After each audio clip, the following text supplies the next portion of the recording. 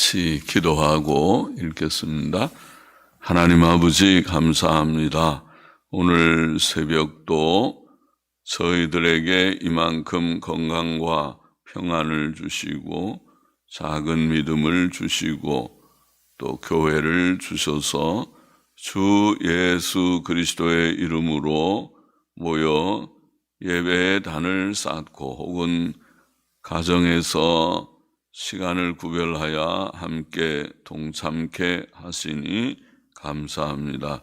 하나님 중심을 받아주시고 또 영광을 받아주시고 참여한 한 사람 한 사람을 사랑하시고 주님 은혜와 복을 주시고 부족하고 연약한 종에게 주님 하나님의 말씀 성경 말씀을 조금 해석할 힘을 주시고 바르게 해석할 힘을 주시고 하나님의 영광을 위하고 영혼들의 유익을 위하게 하여 주시기를 원하옵고 감사하며 또 헌금도 받으시기를 원하며 예수 그리스도의 이름으로 기도합나이다. 아멘.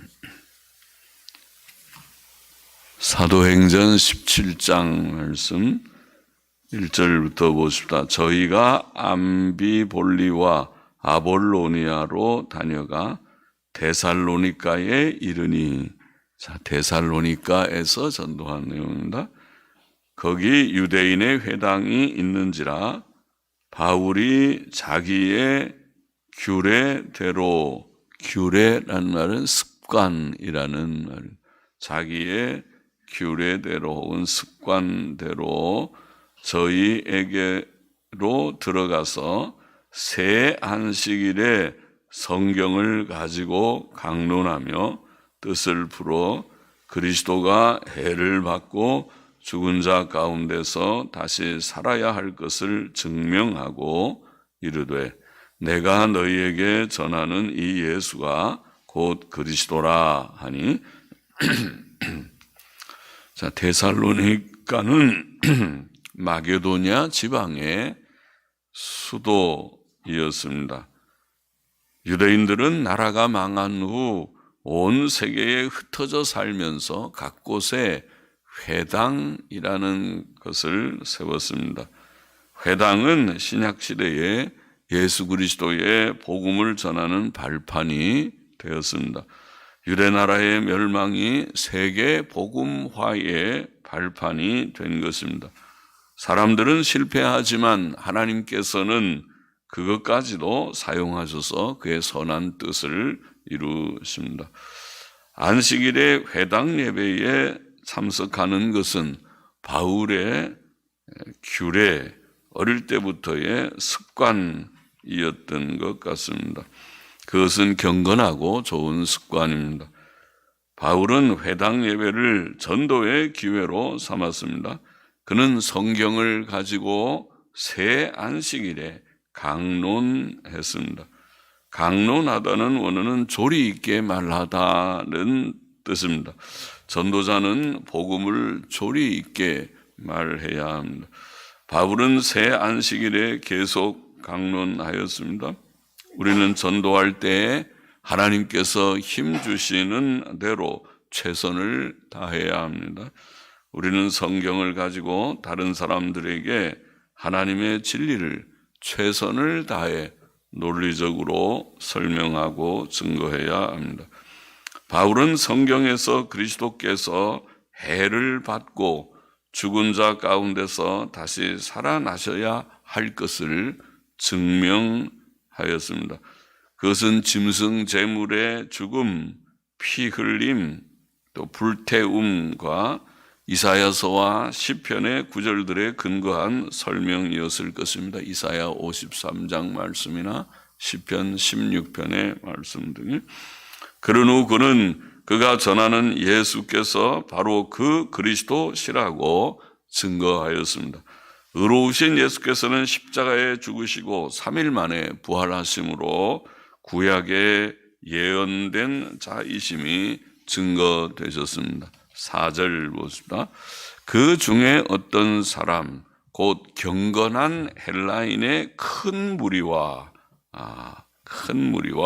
적지 않은 귀부인도 권함을 받고 혹은 믿고, 권함을 받고 하면 믿고, 귀부인도 믿고, 그러니까 결신자들을 얻은 거죠.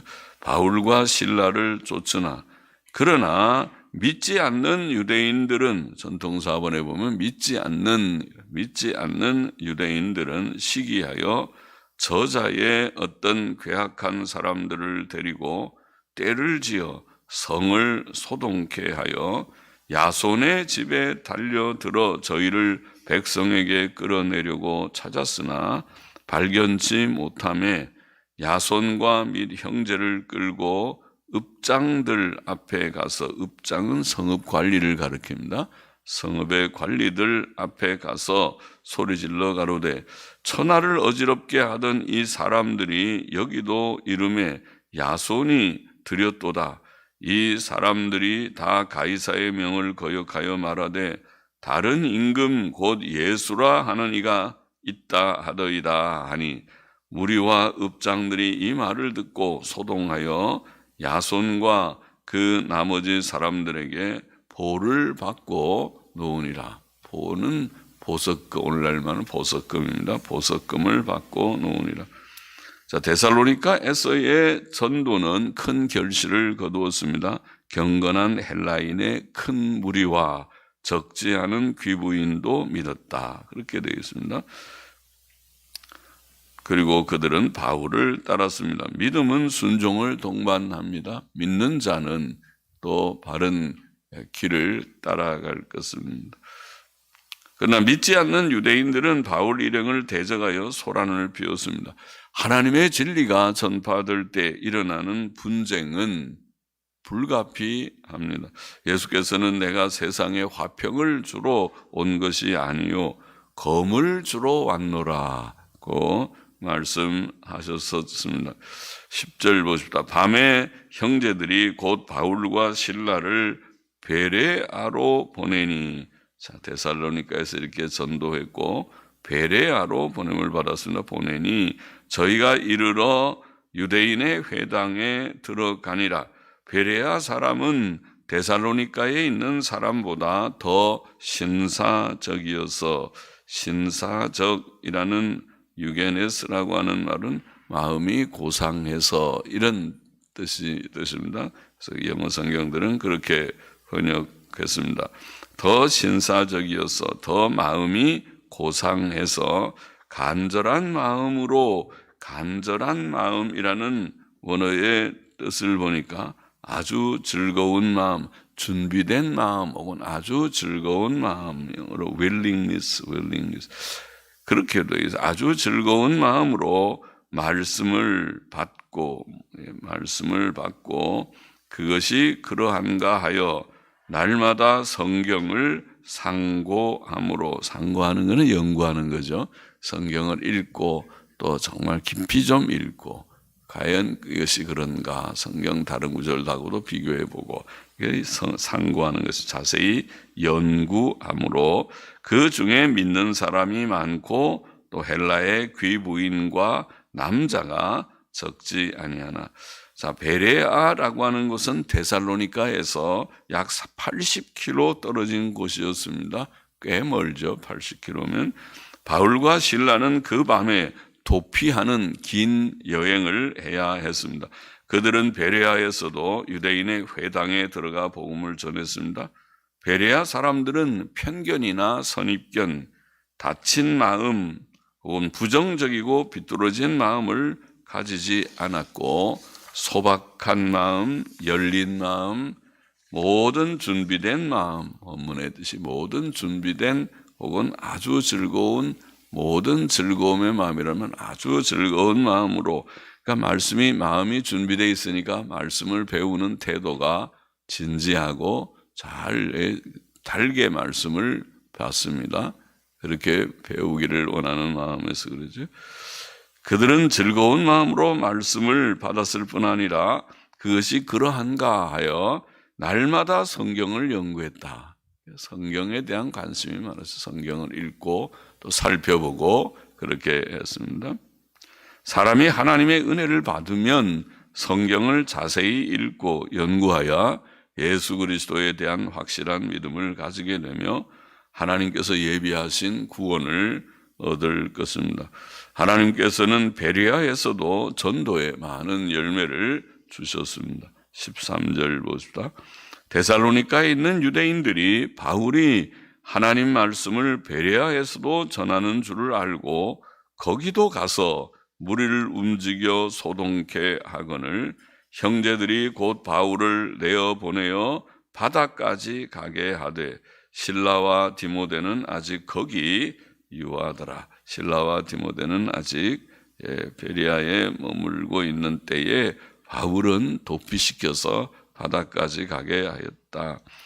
하나님의 일이 힘있게 이루어질 때에 사탄의 방해도 계속되었습니다. 하나님의 종들의 열심도 컸지만 악한 자들의 열심도 대단했습니다. 교회 사역은 영적 전쟁과 같습니다. 베레아에서 많은 결신자를 얻었다고 기뻐한 것은 잠깐이었고 바울은 또다시 피신해야 했습니다. 예수께서는 제자들에게 이 동네에서 너희를 핍박하거든 저 동네로 피하라고 말씀하셨습니다. 전도자들은 이런 고난을 각오해야 합니다. 15절 보시다. 바울을 인도하는 사람들이 데리고 아덴까지 이르러 바울에게서 실라와 디모데를 자기에게로 속히 오게 하라는 명을 받고 떠나니라. 자, 베레아에서 아덴까지는 꽤 먼 거리입니다. 거기는 바닷길로 400 내지 500km 가야 했습니다. 그래서 아까 바다로 갔다. 바다에서 배 타고 400 내지 500km의 거리를 가야 아덴이라는 곳으로 갑니다.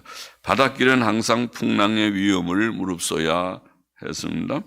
16절 보시다. 바울이 아덴에서 저희를 기다리다가 실라와 디모데를 기다린 거죠. 기다리다가 온 성에 우상이 가득한 것을 보고 마음에 분하여 회당에서는 유대인과 경건한 사람들과 또 저자에서는 날마다 만나는 사람들과 변론하니 어떤 에비구레오와 스토이고 철학자들, 우리가 학교에서 철학을 공부할 때 에피큐러스 학파 혹은 스토아 학파, 스토익 학파 혹은 스토아 학파라고 부르는 에비구레오와 스토이고 철학자들과 바울과 철학자들도 바울과 쟁론할세 혹은 이르되 이 말쟁이가 무슨 말을 하고자 하느뇨 하고 혹은 이르되 이방신들을 전하는 사람인가 보다 하니 이는 바울이 예수와 또 몸의 부활 전함을 인함이로라. 붙들어 가지고 아레오바고로 가며 말하기를 우리가 너의 말하는 이 새 교가 무엇인지 알 수 있겠느냐. 네가 무슨 이상한 것을 우리 귀에 들려주니 그 무슨 뜻인지 알고자 하노라 하니 모든 아덴 사람과 거기서 나그네 된 외국인들이 가장 새로 되는 것을 말하고 듣는 이외에 달리는 시간을 쓰지 않음이더라. 바울이 아레오바고 가운데 서서 말하되 아덴 사람들아 너희를 보니 범사에 종교성이 많도다. 자, 바울은 아덴 사람들이 우상 숭배를 많이 하는 것을 보고 마음에 분노하였습니다. 그들은 종교와 철학에 관심이 많았습니다. 헬라 철학이 아덴에서 번창했죠. 그들의 우상 숭배는 그런 관심에서 나왔다고 보입니다.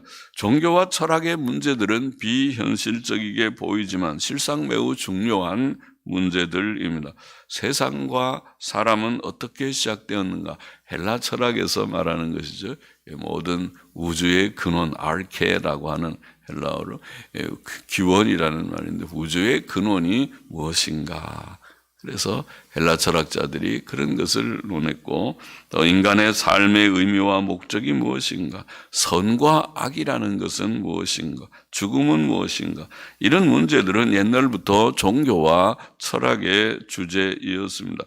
23절 보십시다. 내가 두루 다니며 너희에 위하는 것들을 보다가 알지 못하는 신에게라고 새긴 단도 보았으니 그런즉 너희가 알지 못하고 위하는 그것을 내가 너희에게 알게 하리라. 아단 사람들은 많은 신들을 섬기고 있었지만 참 하나님에 대한 지식은 없었습니다. 그들이 알지 못하는 신에게라고 새긴 단을 만든 것은 하나님에 대한 자신들의 지식의 한계를 인정한 것입니다. 사람은 최선의 지혜로도 참 하나님을 알 수 없습니다. 하나님을 어렴풋이 알지만 그가 누구이시며 그가 우리에게 무엇을 요구하시는지 사람은 바르게 깨닫지 못하고 있는 것입니다. 그러나 성경에 계시된 하나님에 대한 지식은 모든 종교적, 철학적 질문들에 대한 완전한 대답입니다. 24절 보십시다. 우주와 그 가운데 있는 만유를 지으신 신께서는 천지의 주제시니 손으로 지은 전에 계시지 아니하시고 또 무엇이 부족한 것처럼 사람의 손으로 섬김을 받으시는 것이 아니니 이는 만민에게 생명과 호흡과 만물을 혹은 원문에 보니까 범사의 생명과 호흡을 이렇게 읽는 것이 바를 것 같은데 범사의 생명과 호흡을 친히 주시는 자이십니다. 참 하나님께서는 우주와 그 가운데 있는 만물을 지으신 창조주이시며 그 모든 것을 주관하시는 자이십니다. 창조주이신 그는 피조 세계에 제한되지 않는 자, 곧 초월자이십니다. 그는 사람이 손으로 지은 집에 계시지 않고 무엇이 부족하셔서 사람의 손으로 섬김을 받는 자가 아니십니다. 그는 완전하시고 아무 부족이 없으십니다. 그는 범사의 모든 사람에게 생명과 호흡을 주십니다. 그러므로 하나님을 피조물 중에 하나로 생각하고 섬기는 것이나 그의 초월성과 완전성과 충족성을 알지 못하는 신개념과 그를 섬기는 방식은 큰 잘못이라고 하겠습니다. 26절 보십시다. 인류의 모든 족속을 한 혈통으로 만드사 온 땅에 거하게 하시고 저희의 연대를 정하시며 거주의 경계를 하나셨으니 이는 사람으로 하나님을 혹 더듬어 찾아 발견케 하려 하심이로되 그는 우리 각 사람에게서 멀리 떠나 계시지 아니하도다. 우리가 그를 힘입어 살며 기동하며 있느니라. 그를 힘입어 하는 말은 그 안에서, 원문에는 그냥 그 안에서 살며 기동하며 움직인다는 거지. 움직이며 그 안에서 살며 하나님 안에서 우리가 살고 움직이며 있느니라 하는 말은 존재하느니라. 우리가 그 안에서 살고 움직이며 존재하는 존재.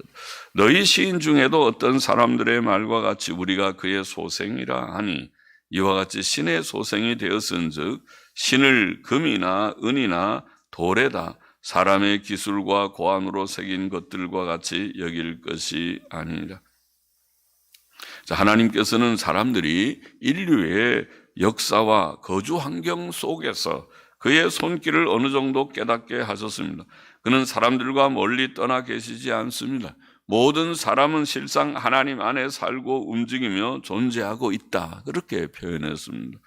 모든 사람은 다 하나님의 창조와 섭리의 세계 안에 살고 있습니다.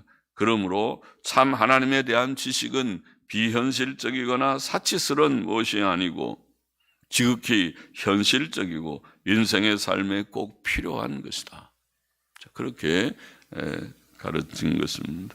30절 보십시다. 알지 못하던 시대에는 하나님이 허물지 아니하셨거니와 혹은 간과하셨거니와 이제는 어디든지 사람을 다 명하사 회개하라 하셨으니 이는 정하신 사람으로 하여금 천하를 공의로 심판할 날을 작정하시고 이에 저를 죽은 자 가운데서 다시 살리신 것으로 모든 사람에게 믿을 만한 증거를 혹은 믿음을 주셨음이니라 하니라.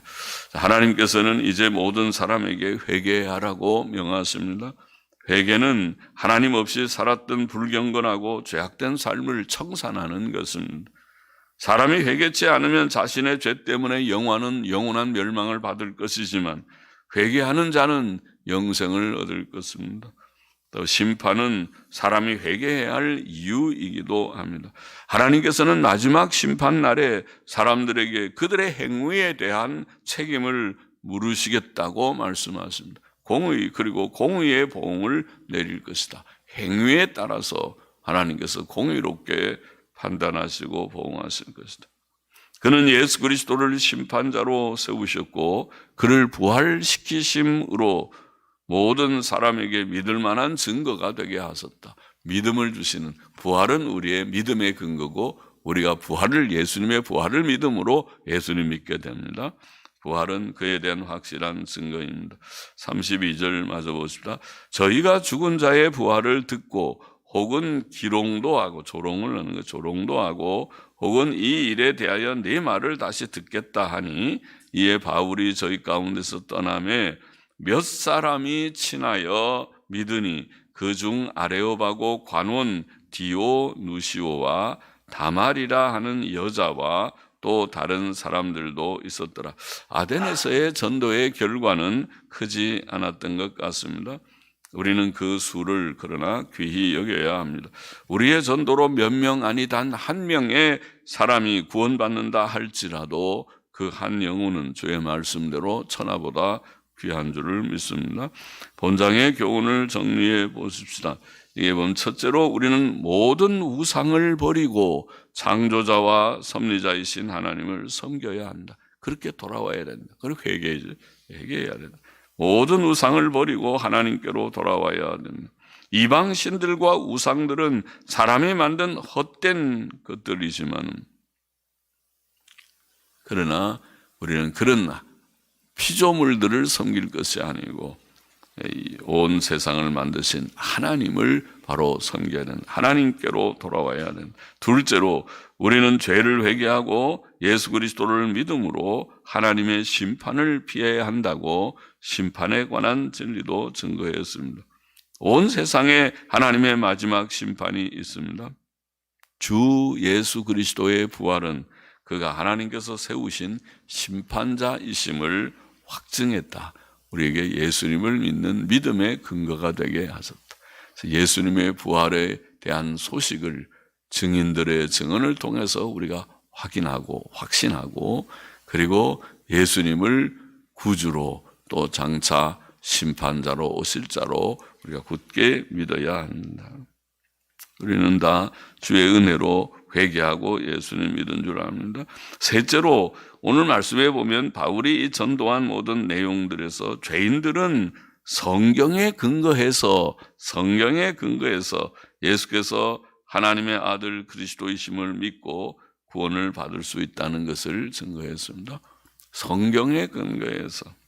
그래서 바울은 회당에 갈 때마다 성경을 가지고 강론했고 성경으로 증명했고 베레아 사람들은 열심히 성경을 상고함으로 더 믿는 자들이 많아졌고 할렐루야입니다. 하나님께서는 우리에게 성경을 주셨습니다.